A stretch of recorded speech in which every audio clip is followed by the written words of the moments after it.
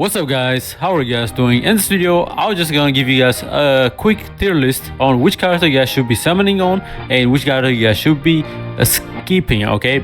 And this is mostly for free-to-play players, but pay-to-win players can also benefit from this, okay? And yeah, I was just gonna go over all the characters Global gonna get after the July 25th update, okay? So yeah, we have Shoko, we have Domain Gojo, Nanami, this Gojo right here, right? The Awakened Gojo. We got Sukuna, Yuji, Meimei. The reason I put Meimei here is her banner is still up, so I figured I just put her here. Why not, right? And we are getting a rerun of the hidden inventory characters right here, and you know, right? That's gonna be coming out at some point very soon, I think. And yeah, we're just gonna go over the skip banner first, and then we're gonna work our way up to the must pull character, okay? So yeah, very self-explanatory tier list. Of course, we got the must pull right here. We got, if you already have the must pull characters, we got top tier and we got skip, okay? So yeah, so in the skip, I'm just gonna put Ino here. I'm gonna put all the hidden inventory characters here, and I'm also gonna put Meimei here, okay? So Meimei, she's an amazing DPS character, but the problem is we have a lot of raid characters that can do what she does, like for raid DPS. We have Toji, we have Renobara with SP potential, we got Yuji with SP potential, and all three of them are amazing character, okay? So you guys do not need another DPS character for raid, guys. And yeah, you guys can, if you are free to play, you guys can build max Nobara's SP and stuff like that, and just clean sweep and everything up, okay? So yeah, you guys do not need Meimei. Same with Yuji, you guys can unlock his SP potential and clear any raid stages with him, okay? So yeah, of course, Yuji is a single target, Meimei is also a single target, so that works out, right? So that's why I put her here. She's a really good character and she's really fun actually, but yeah, I can't recommend her to be a summoned character, right? Because of like she's not needed basically, okay? And yeah, and I have all the hidden inventory characters because they are gonna be added to the standard pool. So, and the standard pool is gonna be coming with Awakened Gojo on July 25th, right? So yeah, you guys can just summon on them and get them from there, okay? It's for free, right? So yeah, that's why I put them here. No one should be summoning on this banner. Like, sure, the banner will have all three of them in one banner, but definitely a skip banner right here. Even if you are a whale bro, definitely do not summon on this, okay? And Avi, you know, last he's also another skip character. He's a physical blue DPS character, but at the same time, like, his damage is not that good, okay? He could put out some good amount of damage if you have like the right buffs and stuff on him, but you guys see Sukuna right here, who could easily out damage him, like, right? And if you need a physical technique character, you guys have Blue UG right here, right? You guys have this Maki if you already have her, right? And there's also Gojo. You know, there's use for Gojo down the line still, right? And of course the main one is Sukuna, right? So yeah, he's also another character, very niche character. He's not needed, okay? You guys can use him in like a weird way where, like, in higher tower stages, you guys can spam his first skill and basically reduces the boss's damage, because he can reduce the damage taken and survive. He could help you survive, but he's not needed, okay? So yeah, all these guys a skip character, okay? Now we're gonna go to top tier right here. I'm gonna put Zone Yuji right here, okay? So yeah, of course the 1 year anniversary characters are getting a rerun for the 1.5 anniversary. So he's also gonna be coming with Awakened Gojo on July 25th. And yeah, the reason I put him on top tier is you guys already know he's an amazing character for yellow DPS, and he have a really massive advantage over Tinjo, because you can use Yuji with Gojo right here, okay? But at the same time, like, when you consider all these characters right here that are going to be coming out, it's like, bro, he's like the least priority, okay? Because you can even max Tinjo for free, right? Get him A5 and max him out, and Tinjo can put out crazy amount of damage at A5, so he's not needed, right? That's why I put him here. Of course, a lot of people prefer using Zone UG again because you can use him with Domain Gojo right here. But again, I would not recommend for you guys to summon on him. But if you guys are a whale and you guys do not have this guy for some reason, or you guys started playing after his banner is gone, yeah, definitely go for him. He's an amazing character for whales. Okay, definitely go for him. But for dolphins and free-to-play players, yeah, definitely skip him, guys, and focus on getting all these characters right here, guys, because all these characters down here are amazing characters. Okay, and now we're gonna move to if you already have the multiple characters, and here I'm gonna put Hojo and I'm gonna put Sukuna here, guys. Okay, Sukuna is an amazing character, absolutely broken character. He's by far the highest damage dealer character in the game, guys, because of the bleed he provides. Okay, and his own damage is also pretty much high. But if we are comparing damage without like the bleed on Sukuna, Hojo can put out more damage than him, but Sukuna got laceration, right? The bleed that does extra damage, and the bleed damage is crazy, right? So yeah, Sukuna is amazing character. You guys already seen what he's able to do. He could wipe the floor with any blue stages, guys, and you could even use him in like off mono color stages, because that's just how OP he is, man. So yeah, Sukuna is definitely one of those characters you guys definitely should be summoning on. But definitely after getting all these cards, okay, if you guys have leftover cubes and you guys do not have this guy, then you guys can't summon on him. But at the same time, since it's a rerun, I would recommend for you guys to go for Hojo first. Okay, so if you have leftover cubes, go for Hojo, get him, and then again, if you have leftover after doing all that, then you guys can try your luck on Sukuna if you guys do not have him. But yeah, it's just like crazy, man. But at the same time, he's actually like, I would consider him higher priority than Hojo, just because blue characters have very limited blue DPS, right? So I think actually, yeah, so if you have leftover cubes, I feel like Sukuna is worth summoning on more than Hojo, because for green you have Yuji, right? Yuji can't do any green stages by himself, right? And you can even use him in like tower 60 floor and up. Like he could easily do it, right? But you guys need Saki if you want to use a Yuji team, because Saki will help him survive a lot more. And the good thing is Saki gonna be added to the standard pool as well, so you guys can pull it, right? So that's why like green got a lot more flexibility when it comes to DPS than blue. Like blue, like Sukuna is like the best blue character in the game, right? So I feel like he's more higher priority than Hojo in my opinion. So yeah, so definitely like if you do not have Sukuna, guys, go for the multiple characters and then try your luck on him. Actually, he's actually worth summoning on than Hojo in my opinion. But if you already have Sukuna, then yeah, go for Hojo right here, Awaken Gojo, right? So yeah. Of course, you guys already know what the Awakened Gojo does. He stacks up Core of Curse energy using his second skill, and whenever he gets up to 8 stacks, he does the most amount of damage, right? You could do a good amount of damage with like 4 stacks or 6 stack, but you ideally want to go up to like 8 stacks to do the most damage on him. And of course, he also have a counter mechanic when he goes into his second form, which is the awakened form, right? And his counter does crazy amount of damage, and yeah, and he could become immortal too, you know what I'm saying? If you spam his like third skill without going into the awakened state, every 3 turn he could become immortal, because he gives himself damage immunity whenever he uses his third skill, right? The buff skill, right? Which is this right here, right?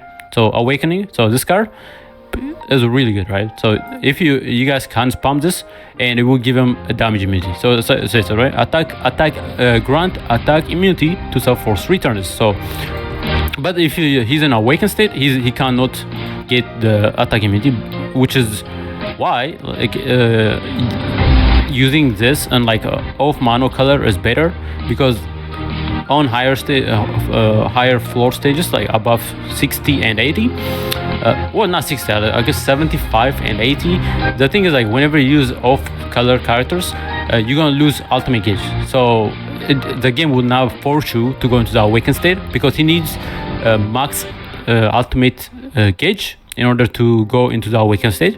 So if you can't get the ultimate gauge, then you are stuck with this right here, which will be what you guys are gonna be using to basically grant himself immunity every 3 turns and become immortal basically. So yeah, he's absolutely broken.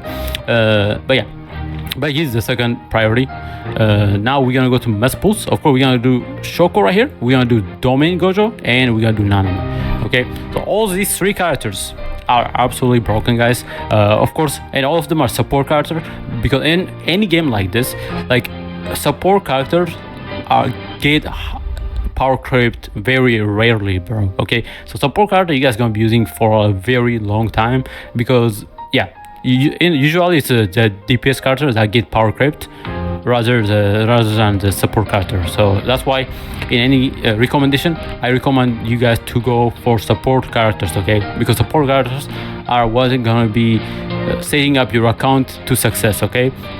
So yeah, you guys already know what she does. Like Teen Shoko is a broken support character. She's very similar to Yellow Shoko, and you guys already know how strong Yellow Shoko is. Like, but she's a little bit better than the Shoko, because she can give herself invisibility, so she can't get targeted. Okay, she gives herself a stealth mechanic, which is very good, and yeah, it will help her survive a little bit longer, right? So yeah, bro, that is crazy, man. Get out of my face, bro. Okay, yeah, right here. So on her passive right here, we're gonna scroll down here. So auto skill right here. So holding operation. If own HP is below 60% after receiving an attack, recovers own HP by 20% and grant stealth status for self for 2 turns. That's a crazy amount of stuff right here, man. And decrease on damage received by 15. So yeah, when it comes to survivability, she's really good. So she's better than Yellow Shoko, but yeah. And her healing skill, very similar stuff, right? She heals allies. It's a single target heal. She heals allies for 40% HP, which is really good, right? Oh no, this is her ultimate. This is the healing skill, right? Yeah. So recovers the selected allies HP by 23%. Okay, and her ultimate increase all allies green type allies taijutsu and jutsu status by 40, which is pretty good. That's her ultimate, and it recovers 9% of HP on all characters if the ally is eligible target for reverse curse technique. Recovers the uneligible allies HP by 6% each turn, which is really good. So she does have a healing over time as well on top of her AoE heal right here, which is really good. And that's also why she's better than Yellow Shoko, because of this ultimate right here. Okay, so if you compare Yellow Shoko alt and this alt is actually better because it gives you healing over time, which is really good, right? And decreases the value of 2 of eligible allies debuffs by 30%. Very similar thing, right, to Yellow Shoko. And she also reduces poisons as well, so very good. And her second skill is the big buffing skill, which increases all allies green type allies taijutsu and jujutsu status by 65%. So that's pretty big, right? And yeah, she's an amazing support character, right? And of course this thing stacks up 3 times, which is crazy, right? So yeah. And I am also gonna put Nanami in a mess pool as well, because Nanami is also very good buffing character right here, and he's basically the Red Nanami right here. Where is he? Red Nanami. Yeah, Red Nanami. But it's Red Nanami on crack, bro. This guy buffs are crazy, man. Of course, I mean, you guys should already know Domain Gojo, like, bro. Like, Domain Gojo will change your account forever, guys. If you do not have Domain Gojo, guys, he might even be worth going for before any of this. Okay, I'm gonna keep up. That's how good he is. Okay, that's why I put him here. If you do not have Domain Gojo, guys, he's a must pull. Okay, 100% go for him. Okay, because Domain Gojo, you guys already know what he does. Absolutely broken character. Okay, but yeah, let's go over Nanami. All right, Nanami, I haven't made a video on him, but I'll just go over what he does real quick. We're gonna go here. And we're gonna go right, and we're gonna look at what he does. Another amazing support character. It's kind of crazy how much of the OP characters they be coming up with for anniversary, man. It's kind of crazy. So his first skill: deal melee combined damage of 50% taijutsu and 50% jujutsu to select enemy. critical hit is large, and increase on critical hit rate by 45%. Pretty good, right? That's on the first skill. That's really good actually. And this lasts for 3 turns. Like, bro, that's crazy. Okay, and his second skill, decrease deals 150 melee taijutsu damage to select enemies. 3 hits. Increase all allies damage dealt by 50% for 4 turns. Yeah, so this guy can increase your damage by 200%. Just like that, bro. That is disgusting, okay? So that's... What is this, bro? That is so broken. Oh my god. Like, bro, this shit stacks up, bro. Like, 200% increase to your damage. You know how you can see how broken he is, right? And effect for raid type attacks. Of course, he's gonna be a mono specific character, and this only costs 20 curse energy. So this is gonna be the skill you guys gonna be spamming to buff your characters, okay? And his third skill costs 30 curse energy. So increase the on damage dealt by 15% for 1 turn. Deal melee combined damage of 175 taijutsu and 175 jujutsu to select enemy. Perform a critical hit and increase the selected enemy break damage received by 30. This can also stack up. So yeah, amazing stuff, man. And it also gives all allies increased damage dealt by 90%. Okay, so yeah, you guys can see where I'm going with this, okay, right? So this guy, absolutely broken buffing skill, guys. Like, I've never seen a character have like a 90% damage boost on a skill, bro. That's kind of crazy, right? And of course, but this thing can get stacked to like 4 turns, but you guys do not want to use this because you guys are gonna run out of curse energy to use in order to keep buffing the character who's a skill, because it costs 30 curse energy, right? But yeah, the way you guys want to use this guy is basically you want to spam his second skill, right? And then when this thing is at 3 stacks, right? So it's gonna be 150%. You guys gonna be using his third skill right here, okay? To get a 90% damage boost right here, okay? So instead of spamming this, you guys want to spam this 3 times and then use this and get a 90% damage boost. Because if you guys spam this, like theoretically, you can get up to 360% damage boost, because this thing can stack up to 4 turns, which is insane. This is, of course, the highest buffing skill so far we've seen, right? But you guys do not want to spam this because it's expensive, right? So how you guys want to use it? Go up to 150% damage boost right here, and then you use the third skill to get a 90% attack boost, right? So that will give you about like 240 attack boost, which is a lot better, and that's good enough, right? Good enough to do most of this content, okay? The game is not that difficult to need this much buff right here, because yeah, this is broken, okay? Absolutely broken character. And his ultimate right here, deal melee combined damage to damage of 220 taijutsu and 220 jujutsu to select enemies. Increase own damage dealt by 30%. He could also self-buff, so he could do more damage, which is really good. And deal melee combined damage of 280 taijutsu and 280 jujutsu to select enemy. Perform a critical hit. Increase selected enemy's raid type damage received by 20. And increase all allies damage dealt by 50. Like, bro, like, this guy is broken, dude. Like, he gives you mono damage taken increase. On top of that, he gives you increased damage increase, like damage increase. Like, bro, so if you guys do what I tell you, right? So you use the skill right here. So if you want to incorporate like the ultimate in the rotation, so you guys gonna be using this twice, right? So it will give you 100% damage boost. You guys gonna use this to get a 90% damage boost. So that's gonna give you about like 190 boost, and then you guys gonna use the ultimate in order to get 240 attack boost, right? So because that way you guys gonna have the stacks here, and you guys gonna have a stack. So, and then you buff and then you just nuke, right? You could use them like that too, right? So yeah, very like absolutely broken character, guys, okay? And his passive is harassed student, right? At the start of 6th turn, increase on taijutsu and jujutsu status by 15%, increase on critical hit damage by 25, and recover on curse energy by 30. Like, brother, this guy is broken, okay? He have a self-recovering for curse energy, bro. That's crazy. Like, that's 30% curse energy, bro. amazing, bro. Absolutely broken cards, okay? And then of course he could buff his damage as well, but this one doesn't matter that much because you are not going to be using him to do damage with. He's a sub DPS. You guys are going to be mainly using him to buff your cards and stuff, right? And then his second passive right here, critical hit enhancement. When critical hit is performed, increase on Taijutsu and Jujutsu starts by 5%. And that's why he crits a lot, because it gives him a boost to his damage, right? And increase on critical hit rate by 30 for 4 turns, cannot be stacked.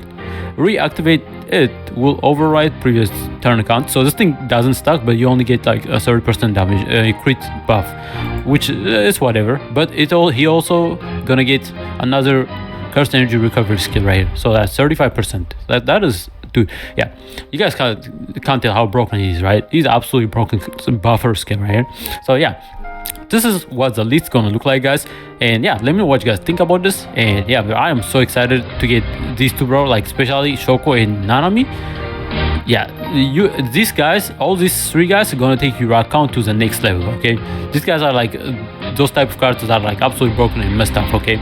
And yeah, this is at least. Let me know what you guys think about this. And yeah, and good luck to you guys, okay, summoning on all this banner right here coming up, okay? It's kind of crazy how they release so many broken stuff in a very quick time, right? So yeah, but yeah, thank you for watching, and of course if you enjoyed the video, like and subscribe, guys. And yeah, man, see you guys on the next video, guys. Bye bye.